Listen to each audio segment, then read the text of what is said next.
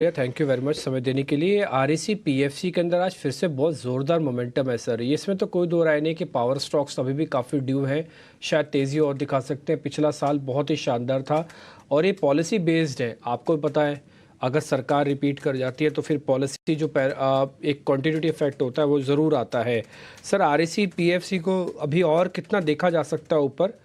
ये कहीं तो जस्टिफाई करेंगे ना वैल्यूएशन। आप इसका साल का चार्ट दिखाना, प्रोड्यूसर साहब, अविनाश सर जब बोल रहे होंगे आप इसका ईयरली रिटर्न दिखाना आरएसी और पीएफसी का। अविनाश सर बताइए सर कहाँ तक जा सकते हैं और क्या जस्टिफिकेशन है वैल्यूएशन का? देखिए, पहली बात तो डिम्पी, आरईसी के जो नतीजे आ गए मेरे ख्याल से उम्मीद से बहुत बेहतर आ गए। मेरे ख्याल से यही कारण है कि आज स्टॉक में अच्छी तेजी आपको देखने को मिली है। और ओवरऑल अगर पावर सेक्टर की बात करें तो पावर डिस्ट्रीब्यूशन, पावर ट्रांसमिशन, उसके बाद पावर फाइनेंसिंग, ये सारे ऐसे सेगमेंट्स है जो मुझे लग रहा है कि अगले 2-3 साल के लिए ग्रोथ पोटेंशियल बहुत बढ़िया है, क्योंकि सप्लाई साइड से बहुत कम कैपेसिटी आ रही है, डिमांड बहुत अच्छी तरह से बढ़ रहा है। तो हमको लग रहा है कि देखिए, किसी को भी अगर पोर्टफोलियो बनाना है तो पावर डिस्ट्रीब्यूशन, पावर फाइनेंस और पावर जनरेशन, ये तीनों सेगमेंट्स में थोड़ा-थोड़ा निवेश होना चाहिए। अगर आरईसी की बात करें तो मुझे लगता है कि कम से कम 560, 565 का एक फर्स्ट टारगेट रहेगा। पीएफसी भी मुझे लगता है कि अच्छी खासी बढ़त यहाँ पे पॉसिबल लग रही है, क्योंकि पावर फाइनेंस कॉर्पोरेशन का जो फंडिंग का जो बिजनेस है, वो बहुत तेजी से चल रहा है। अगले 2-3 साल के लिए एक बहुत बढ़िया पोटेंशियल आने वाला है।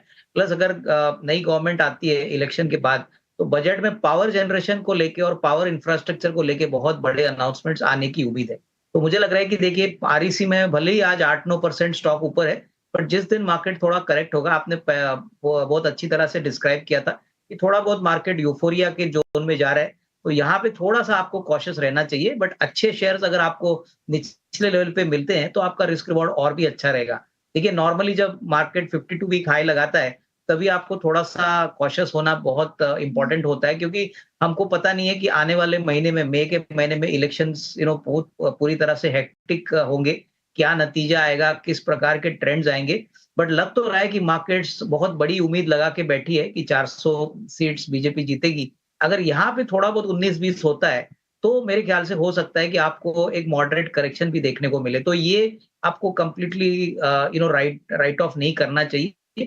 हालाँकि हमको लग रहा है कि डेफिनिटली नतीजे जो आएँगे वो मोर और less, I think, in line with market expectation रहेंगे। लेकिन इलेक्शन में हम कुछ कह नहीं सकते, तो स्टॉक स्पेसिफिक रवैया ले लीजिए और थोड़ा-सा मेरे ख्याल से मार्जिन ऑफ सेफ्टी रखिए। जब भी आप कोई भी स्टॉक खरीदते हो, तभी उसमें मार्जिन ऑफ सेफ्टी होना बहुत ज़रूरी है। तो आरईसी में करंट लेवल पे वही खरीदें जिनको 1.5-2 साल का टाइम फ्रेम रखना है। अदरवाइज़ थोड़ा-सा करेक्शन के बाद इसको खरीदें तो मेरे ख्याल से ज़्यादा रिस्क रिवॉर्ड।